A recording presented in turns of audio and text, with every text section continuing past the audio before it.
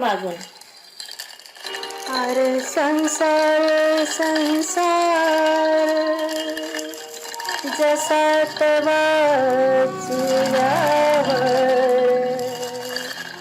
आधी हाताला चटके मग मिळते भाकर. माझं तर तुझं घर सारा अंधार अंधार. आग पडली पोटात वाढा चार दोन घास. वाढा चार दोन घास. चला ग लवकर लवकर चला बरं. लय घाई माहिती पण भगवंताच्या दर्शनासाठी मन कसं असं व्याकुळ होऊन जातं. अरे हो चला चला लवकर लवकर चला बरं. ए चल गे लवकर लवकर लवकर लवकर. चला चला लवकर पोरं सोरं सोडून द्या. चला लवकर. पटापट चला चला निघा लवकर लवकर. चल चला की पटकन. चला चला. ज्ञानोबा तुकाराम ज्ञानोबा ज्ञानोबा माऊली ज्ञानोबा माऊली तुकाराम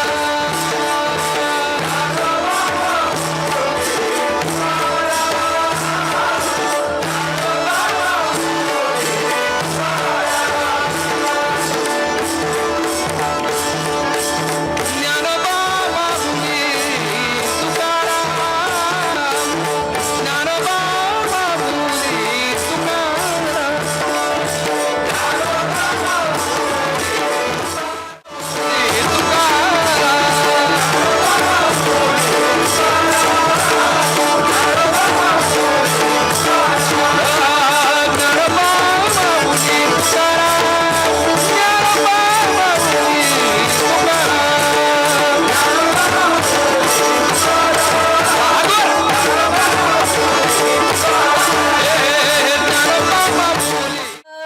हरी विठ्ठल श्री ज्ञानदेव तुकाराम पंढरीनाथ भगवान की जय. अक्षरक्रांती आंतरराष्ट्रीय साहित्य महोत्सव कलागौरव संस्था या संयुक्त विद्यमानं हा कार्यक्रम इथे महात्मा फुले सभागृहात आयोजित करण्यात आलेला आहे. अक्षरक्रांती आंतरराष्ट्रीय साहित्य महोत्सव हा पहिल्यांदाच होतो आहे आणि त्यामध्ये जितकेही जागतिक आणि आंतरराष्ट्रीय पातळीवर जे काही साहित्यिक असतील, कादंबरीकार असतील आणि लेखक असतील ते सगळे इथे एकत्र जमलेले आहेत आणि हा महोत्सव इथे सुरू झालेला आहे. आणि या महोत्सवामध्ये असे बरेचसे असे जे लेखक आहेत, लेखककार आहेत, इथे यांनी आपली उपस्थिती दर्शवलेली आहे. आपण माझ्या पाठीमागे बघू शकता की इथे मंचावर व्यासपीठावर जे आहेत इथे सगळे जे लेखककार आहेत, साहित्यकार इथे उपस्थित झालेले आहेत. सगळ्यांनी आपल्या भावना ज्या आहेत त्या व्यासपीठावर मंचावर त्यांनी आपल्या इथे व्यक्त केलेल्या आहेत. त्यांनी ज्या पद्धतीने स्वतःला घडवलेलं आहे आणि ज्या पद्धतीने त्यांनी लेखन कार्यामध्ये आपली रुची दाखवत आपलं जे स्वप्न आहे ते साकार केलेलं आहे त्याला एक वाचा मिळावं म्हणून अक्षरक्रांती आंतरराष्ट्रीय इथे जे साहित्य समारोह इथे आयोजित करण्यात आलेला आहे आणि इथे कलागौरव संस्था यांच्या संयुक्त विद्यमानं हा इथे कार्यक्रम इथे आयोजित करण्यात आलेला आहे. आणि फार असा हा सोहळा इथेचा हा सुरेख पद्धतीने सुरू आहे आणि हा सोहळा जो आहे हा 2 दिवस सुरू राहणार आहे आणि महानुष सेवन हा सोहळा इथे कव्हर करतो आहे. आणि आपण बघू शकता की आपण याच्यामध्ये जे डॉक्टर संगीता बाणायत आहेत, हे जे कलागौरव संस्थेचे अध्यक्ष आहेत, त्यांनी फार चांगल्या पद्धतीनं आणि त्यांच्या टीमने हा सोहळा इथे चांगल्या पद्धतीने आयोजित केलेला आहे. अक्षरक्रांती फाउंडेशन हे गेल्या 1.5 दशकापासून साहित्यिक, सांस्कृतिक, पर्यावरणीय, सामाजिक उपक्रम राबवत आलेला आहे. त्यातलाच एक भाग यापूर्वी आम्ही ताज आनंद आश्रम सावंगीला 2017ला एक साहित्य संमेलन आयोजित केलं होतं, मराठी ग्रामीण साहित्य संमेलन. त्यानंतर हा योग आला, मध्यंतरीचा काळ हा कोरोना काळ होता, त्यामुळे आम्ही आयोजित करू शकलो नाही. आणि अक्षरक्रांती फाउंडेशन हे साहित्यिकांची सहकारी लोकचळवळ आहे. म्हणजे आम्ही कुठलाही राजाश्रय न घेता किंवा सरकारी अनुदान अजून न मिळू शकलं नाही तरी आम्ही लोकवर्गणी करून हे साहित्य संमेलन आयोजित केलेलं आहे. आणि योगायोगानं आम्हाला 2 विदेशातील साहित्यिक या ठिकाणी आम्हाला व्हॉट्सअपच्या माध्यमातून प्राप्त झालेले आहे. ते नुसतंच या ठिकाणी सहभागी होत नसून त्यांच्या दोघांच्याही पुस्तकाचं प्रकाशन या आपल्या मंचावर होत आहे. एक आहेत उर्मिला देवन, टोकियो जापानवरून येत आहेत आलेले आहेत आणि मनोज भारशंकर सर हे अबुधाबी UAE वरून आलेले आहेत. त्या दोघांच्याही पुस्तकाचं प्रकाशन या ठिकाणी आपण करणार आहोत. एकूण या ठिकाणी 14 पुस्तकाचं प्रकाशन होत आहे. त्याच्यामध्ये आमची अक्षरशव नावाची ही स्मरणिका या संमेलनाची ही काढलेली आहे आणि ती अतिशय सुंदर आहे, दर्जेदार आहे आणि विशिष्ट लोकांकडून आम्ही त्याचे लेख मागवून घेतले. 10 कथा, 20 वैचारिक लेख आणि 100च्या जवळपास कवितांचा त्याच्यामध्ये समावेश आहे. एकूण 10 सत्रामध्ये चालणारा हा साहित्य महोत्सव 2 दिवसाचा आहे. त्यामध्ये आपण आता हा उद्घाटन सोहळ्यापूर्वी आमची कलागौरव संस्था या ठिकाणी सांस्कृतिक कार्यक्रम सादर करणार आहे. भूपाळी, वासुदेव आला, दाताचं दातवणं घ्या ग कोणी, गोवी पाटीलचं जे गाणं आहे ते खूप गाजलेलं आहे, पण ते लाईव्हमध्ये आमच्या कलाकार या ठिकाणी सादर करणार आहे. 15 मिनिटाचा एक वातावरण निर्मितीचा तो मराठमोळा कार्यक्रम असेल. त्यानंतर याचं उद्घाटन सत्र होईल. उद्घाटन सत्रामध्ये आम्ही 4 विविध क्षेत्रात काम करणाऱ्या सामाजिक कार्यकर्त्यांचा या ठिकाणी सत्कार केलेला आहे. त्यानंतर आमची जे काव्यस्पर्धा घेतली होती त्या काव्यस्पर्धेमध्ये जे 3 विजयी झाले आहेत त्यांचासुद्धा या ठिकाणी आम्ही सन्मान केलेला आहे आणि त्यांना आम्ही विविध कवी संमेलनामध्ये त्यांना कविता सादरीकरणाची संधी दिलेली आहे. त्यानंतर ज्यांचं पुस्तक प्रकाशन होणार आहे त्या लोकांचा, त्या लेखकांचा, 11 लेखकांचा आम्ही या ठिकाणी सन्मान करणार आहोत. त्यांच्या पुस्तकावर भाष्य होणार आहेत. त्याच्यानंतर आमच्या 2 वर्षामध्ये आमच्या अक्षरक्रांती फाउंडेशनचे जे काही सदस्य आहे त्यांची जे काही विविध पुस्तके प्रकाशित झालेली आहे त्या 23 लोकांचासुद्धा आम्ही या ठिकाणी सन्मान करणार आहोत. यानंतर आमचं जे दुसरं सत्र जे आहे भोजन अवकाशानंतर ते कथाकथन असणार आहे. कथाकथननंतर जे रिअल हिरो असतात, ज्यांचं सामाजिक कार्य प्रकाश होतात येत नाहीत, अशा डॉक्टर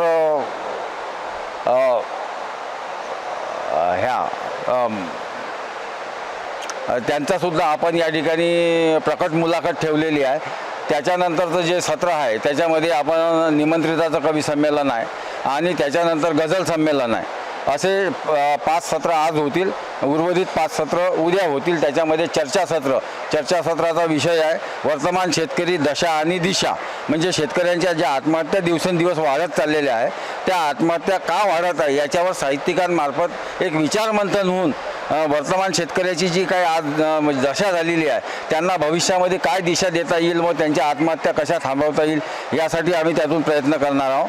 दुसरा आमचा एक परिसंवाद आहे संतांचा कर्मयोग आणि साहित्य, यावर विविध वक्ते आपलं विचार व्यक्त करतील की आमच्या संतांनी, राष्ट्रसंत तुकडोजी महाराज, राष्ट्रसंत गाडगे बाबा, संत सावता महाराज, संत तुकाराम महाराज या संतांनी जी विचारधारा त्या काळी सांगितली ती आजही तंतोतंत लागू पडते, परंतु संतांचे विचार आजपर्यंत तळागाळापर्यंत रुजले नाही.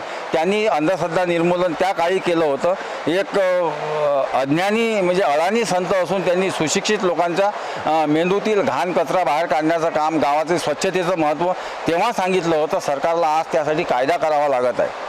तरी पण आपण म्हणजे जे स्वच्छता अभियान आहे ते यशस्वीपणे पूर्ण होत नाही आहे. त्यानंतर अजून आम्ही कवयित्रीसाठी विशेष कवी संमेलन ठेवलेलं आहे आणि बोलीभाषेचं जतन व्हावं यासाठी आम्ही वऱ्हाडी कवी संमेलनाचं या ठिकाणी आयोजन केलेलं आहे.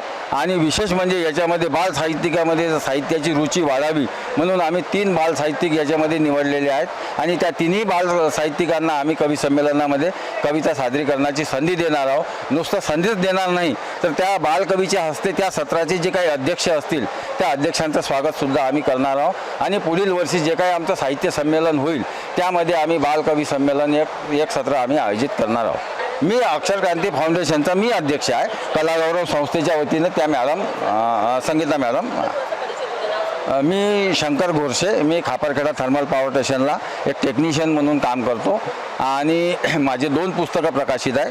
2016ला माझा बाळ स्वातंत्र्य कविता संग्रह प्रकाशित झाला. त्याला 4 राज्यस्तरीय विविध साहित्यिक संस्थांचे पुरस्कार प्राप्त आहे, ज्यामध्ये नामांकित पद्मगंधा प्रतिष्ठान हे एक आहे नागपूरपैकी. आणि त्याच्यानंतर त्या बाळ स्वातंत्र्य कविता संग्रहाचा नुकताच नाशिक येथील डॉक्टर शेळके, राजेश्वर शेळके यांनी त्याचा इंग्रजी अनुवाद केला असून तो सुद्धा 1 मे आता 2024 रोजी प्रकाशित झाला. आणि आमच्या अक्षरक्रांती फाउंडेशननं यापूर्वी प्रातिनिधिक कविता संग्रह 101 कवितांचा, त्याच्यामध्ये देश विदेशातील लोकांच्या कविता आहेत, 101 कवितांचा संग्रहसुद्धा आम्ही 25 फेब्रुवारीला प्रकाशित केलेला. अशी माझी त्याचं मी संपादन केलेलं आहे आणि अक्षरठेव या स्मरणिकेचा सुद्धा मी संपादक आहे. अक्षरक्रांती आंतरराष्ट्रीय साहित्य महोत्सव याचा अर्थ असा आहे की भारतातील राज्यातील जेवढे साहित्यिक आहेत आणि आपली मराठी भाषाची ज्यांना ओळख आहे, मराठी भाषिक जे लोक प्रदेशात आहेत त्यांना एकत्रित आणून दोघांमध्ये सुसंवाद साधावा आणि त्यातून साहित्य निर्मिती व्हावी, वाङ्मय निर्मिती व्हावी आणि त्या वाङ्मय निर्मितीमधून समाजभान हे जागृत व्हावं हा त्यामागचा एकमेव उद्देश आहे. आणि म्हणून आम्ही अथक 4 महिन्यापासून प्रयत्न करत आहोत आणि आज त्याचं पूर्ण रूप आपल्यासमोर, मूर्त रूप आपल्यासमोर आता दिसून येत आहे. अक्षरक्रांती फाउंडेशन आणि कला गौरव संस्था यांच्या जरी हा पहिला आंतरराष्ट्रीय साहित्य महोत्सव असला तरी मात्र या अगोदर आम्ही अनेक साहित्यिक कार्यक्रम घेतलेले आहेत. त्यामध्ये मग काव्यस्पर्धा आहे, त्यामध्ये कथास्पर्धा आहे, गझलची शाळा आहे, अभंगाची शाळा आहे आणि त्याच्यामुळे त्या माध्यमातून जे काही नवीन नवोदित साहित्यिक आहेत त्यांना त्यातून काहीतरी ज्ञान मिळावं आणि त्याच्या माध्यमातून तेसुद्धा या साहित्य दिंडीमध्ये त्यांनी सामील व्हावं आणि समाजाची सेवा करावी. समाजात म्हणजे जे काही दुःख आहे, वेदना आहेत ते सर्व त्यांना मांडता यावं, त्यांच्या वेदनांना वाचा फुटली पाहिजे आणि म्हणून आपण हा प्रयत्न करत आहोत. आता या ठिकाणी जे काही साहित्यिक आहेत या साहित्यिकामध्ये आपण काही बालकवीही घेतलेले आहेत. बालकवीचा अर्थ असाच आहे की जे लहान मुलं असतात तिकडे आपण दुर्लक्ष करतो, पण खरं जर पाहिलं तर जे लहान मुलं असतात हे लहान मुलं संवेदनशील असतात, हे संस्कारक्षम असतात. त्यांच्या मनावर जे काही आपण बिंबवतो ते चांगल्या तऱ्हेने त्यांच्या मनामध्ये ते रुजते आणि ते फुलते आणि त्यामुळे काय होईल, या माध्यमातून जे मोठ्या साहित्यिकाबरोबर, प्रतिष्ठित साहित्यिकाबरोबर त्यांनी जर सोबत राहिल्यामुळे त्यांना एक प्रेरणा मिळेल आणि त्याच्या मागचा उद्देश आहे. आणि एक महत्त्वाची गोष्ट पुन्हा अशी आहे की आम्ही जे काही कवी संमेलन घेत आहोत, 4 कवी संमेलन, पण आमच्यामध्ये 3 बालकवी आहेत आणि हे जे बालकवी आहेत हे बालकवी त्या संमेलनातले जे अध्यक्ष आहेत त्या अध्यक्षाचे ते स्वागत करतील. त्या माध्यमातून असं होईल की जे मोठे जे साहित्यिक आहेत, जे संमेलनाध्यक्ष आहेत त्यांनी लहान मुलाकडे त्याचे लक्ष गेलं पाहिजे आणि त्या लहानाला त्यांच्याप्रमाणे मोठं होत आलं पाहिजे. आणि म्हणून हा एक नवा पायंडा पाडला की जे काही कवी संमेलनाध्यक्ष आहेत त्यांचा सत्कार हे जे बालकवी आहेत या बालकवीच्या माध्यमातून करण्याचा हा आम्ही घाट रचलेला आहे. आणि मला वाटते की आजच्या साहित्य क्षेत्रामध्ये जे काही घडून आलेलं आहे, साहित्य संमेलन झालेले आहे त्यामध्ये बालकवींनी मोठ्यांच्या त्या कवी संमेलनामध्ये सत्कार केला असेल असं कुठं दिसत नाही. जे लहान मुलं असतात हे लहान मुलं पालकांच्या प्रभावाखाली असतात, शिक्षकाच्या प्रभावाखाली असतात, आईवडिलांचे ऐकतात, शिक्षकांचे ऐकतात. यांच्या पलीकडे त्यांच्या भावनांना विकास होण्याचं दुसरं माध्यम नसते. पण हे जे आहे या कवी संमेलनामध्ये जे सहभागी होतात त्या माध्यमातून जे विद्यार्थी आहेत त्या विद्यार्थ्यांना आपल्या भावना व्यक्त करता येतात, त्यांना हे आपल्या मनातलं सांगता येतं आणि जे संस्कारितपण आहे हे संस्कारितपण पुन्हा प्रगट होण्यामध्ये पुन्हा ते हातभार लागतो. आणि म्हणून हे बालकवींचा आपण या ठिकाणी समावेश केलेला आहे.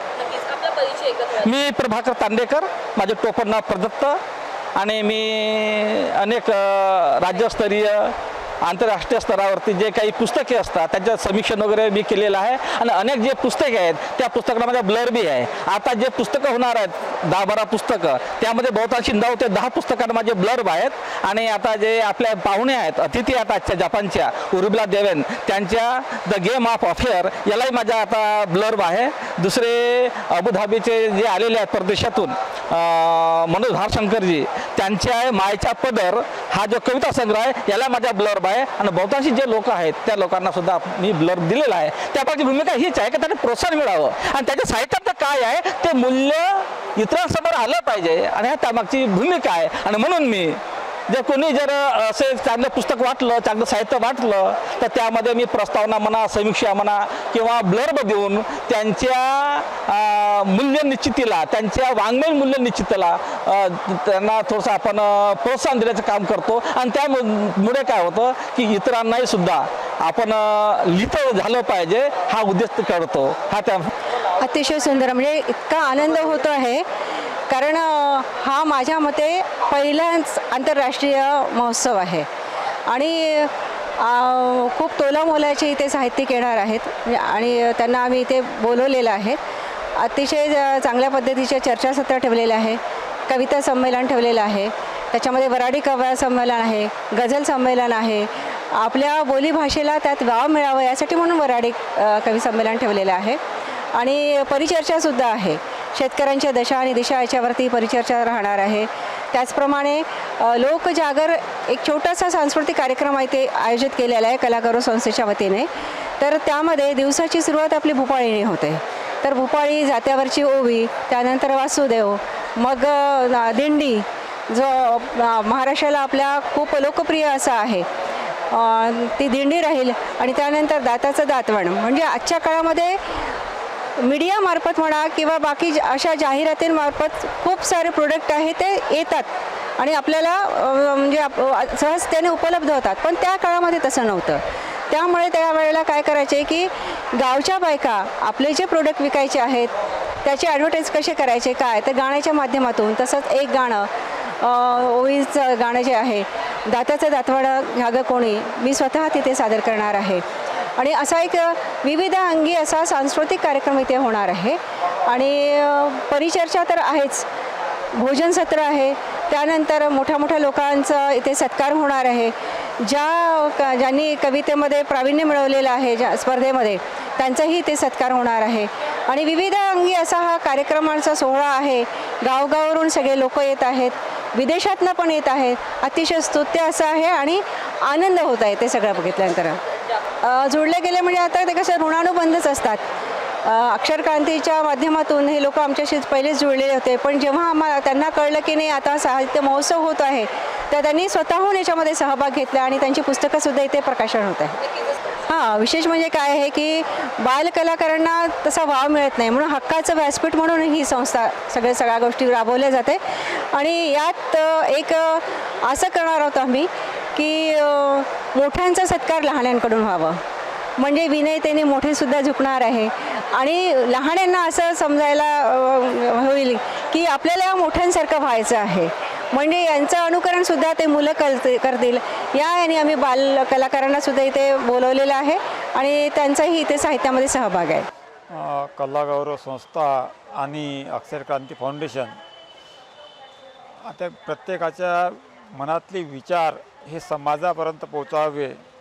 जे नवीन साहित्यिक आहे, जे विद्यार्थी आहेत त्यांच्यामध्ये साहित्य लिहिण्याची रुची निर्माण व्हावी या एक उद्देशाने या साहित्य संमेलनाचं आयोजन करण्यात आलं आहे. कलागौरव संस्था ही नेहमी सांस्कृतिक क्षेत्रात कार्य करते, परंतु ह्या साहित्याला किंवा कवितेला एक ध्येयबद्ध पद्धतीने मांडता यावं, ते जास्तीत जास्त बालकापर्यंत किंवा समाजापर्यंत पोहोचवावं हा उद्देश संस्थेचा कलागौरव संस्था होता. आणि म्हणून आम्ही अक्षरक्रांती फाउंडेशनचे अध्यक्ष शंकररावजी गोरसे यांना सांगितलं की या संस्थेलासुद्धा आपल्या संमेलनामध्ये वाहून घ्यायचं आहे आणि म्हणून आम्ही याचं एक आयोजन केलेलं आहे. कलागौरव संस्था ही कमीत कमी 15 ते 20 वर्षापासून सामाजिक आणि सांस्कृतिक क्षेत्रामध्ये कार्य करत आहे. आता ती साहित्याच्या क्षेत्रातसुद्धा तिने पदार्पण केलेलं आहे. सामाजिक क्षेत्रामध्ये, सांस्कृतिक क्षेत्रामध्ये, ग्रामीण भागामध्ये कलावंत जे असतात त्यांना बाहेर काढण्याकरता, त्यांना प्रोत्साहित करण्याकरता कार्य करत आहे.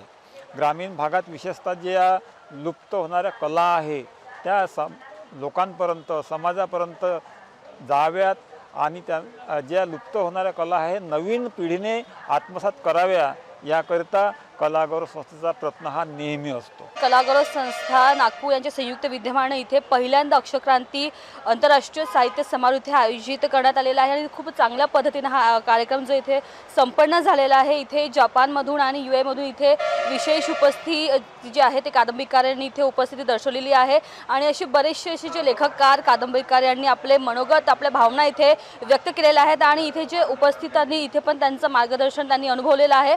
आणि महान्यूज 7च्या जरिए आपण सगळं बघत आहात की इथे हा जो सोहळा आहे हा 2 दिवस इथे होणार आहे आणि ह्या सोहळ्यामध्ये जे आहे जे काही संपूर्ण इथे जे बाल कलाकार आहे, जे बाल लेखककार आहेत ते देखील आपली इथे प्रस्तुती देणार आहेत. खूप चांगल्या पद्धतीने हा सोहळा इथे संपन्न झालेला आहे. आपण बघत आहात महान्यूज 7. कॅमेरा पर्सन अविनाश तोदडेसह रिंकू पांतावणे, नागपूर.